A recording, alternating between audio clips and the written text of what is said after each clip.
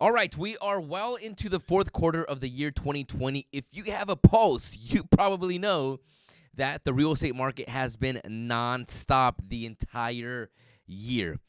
From January until now, the beginning of the fourth quarter, the real estate market has been crazy. Interest rates continue to go down. Inventory is still so low, and so many people are asking questions. What is going to happen into the year 2020? Big picture projections. We're not seeing a slowdown.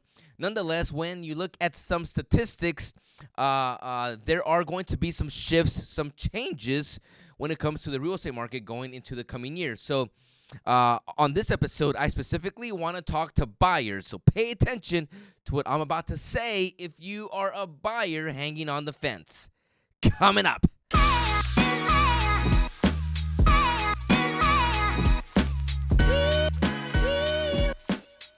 Welcome, I'm your host, Steve Penate, realtor and host of the Steve Talks Real Estate Show, where we bring you value, content, and tips in all things real estate and housing related.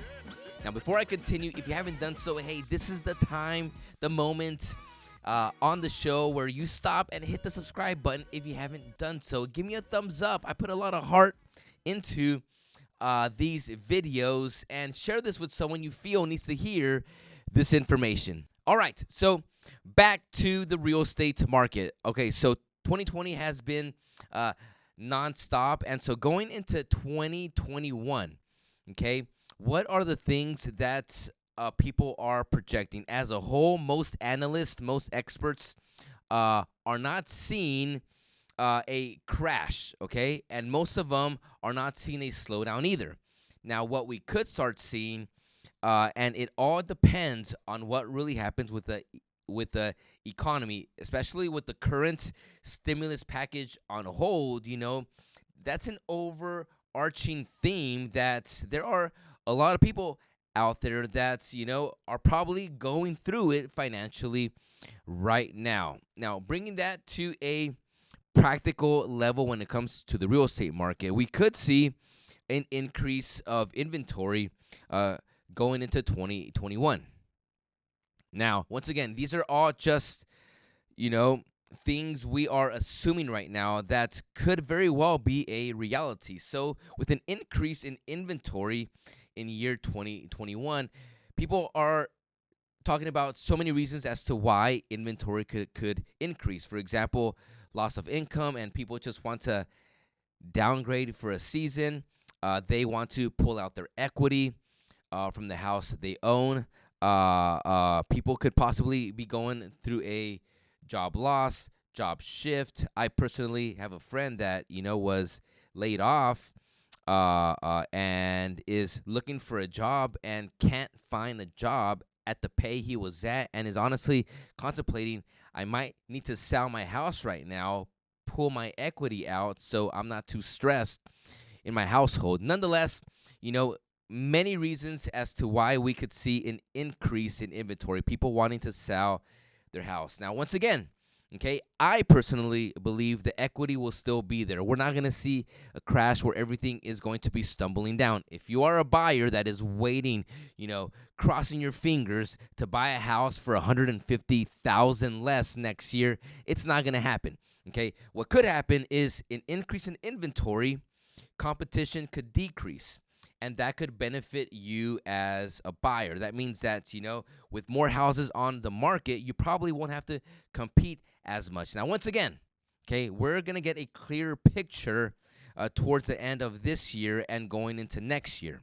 Okay, we have seen a very small uptick in inventory. Okay, but it's not at the place where we can full on project, this is going to happen.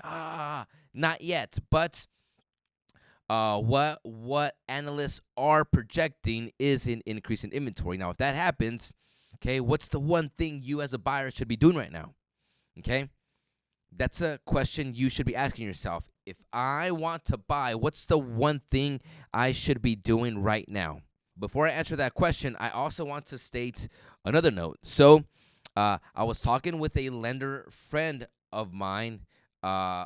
She is a top producing lender, literally does hundreds of loans.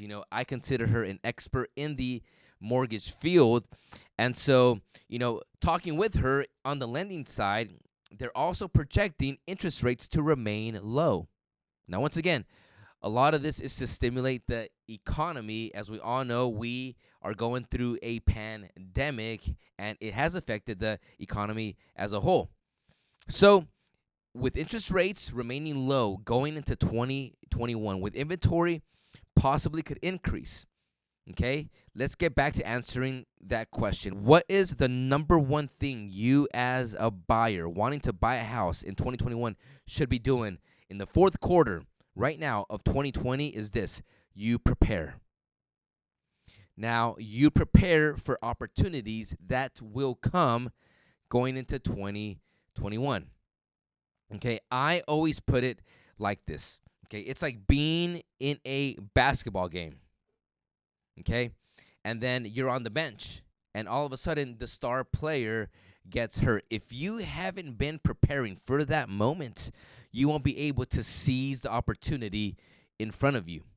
Okay, mark my words right now. Okay, opportunities will come that will probably make it easier for you to get into the home buying process.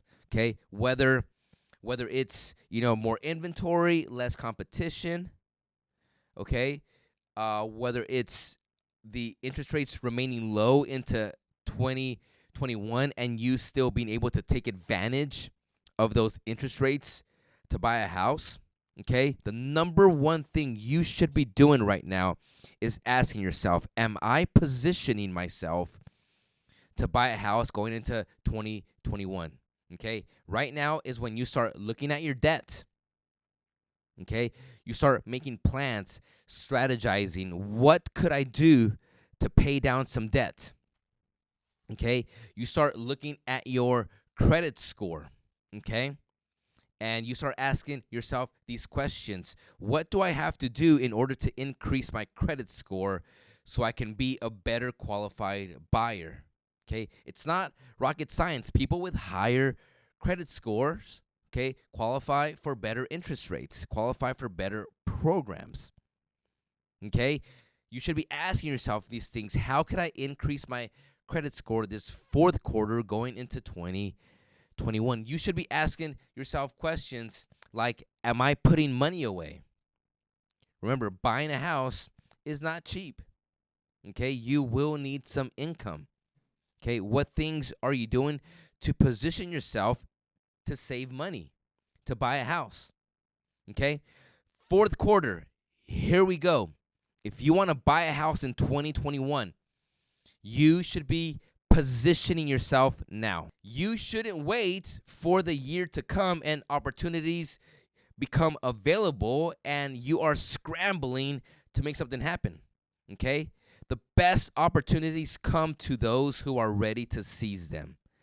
Mark my words. Okay, 2021 is coming with opportunities for home buyers, and now is the time that you prepare yourself. I love the quote that says, and I say it so much on this show, if you fail to plan, you're planning to fail.